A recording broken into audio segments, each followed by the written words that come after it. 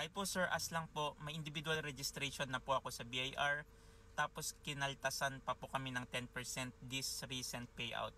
Then bukod pa po yung babayadan na tax sa BIR na i-issuehan ng official receipt. Ang tawag po dyan sa 10% na binawas sa service fee mo ay yung withholding tax. Pag local po kasi ang client natin or local company, usually nagwi-withhold talaga sila ng tax.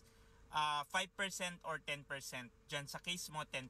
So yan, na-remit na po kay BIR. Pero dapat po may kapalit po yan na documents. Yung binawas sa yung 10%, bibigyan ka po dapat ng client mo ng BIR Form 2307, Certificate of Creditable Tax Withheld at Source. Nandun po sa title, di ba? Creditable Tax Withheld. Creditable, ibig sabihin, maipangbabawas mo po yan sa income tax mo.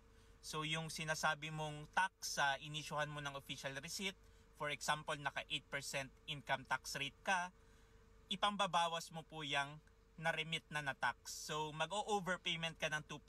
So ayun po yung i-research mo kung paano yung compliance, katulad ng submission ng summary nung BIR Form 2307 na ginagamit mong pangbawas sa income tax mo. You are a freelancer at meron kang concern or question regarding freelancers BIR registration and freelancers tax compliance, comment mo lang yan at sasagutin ko yan.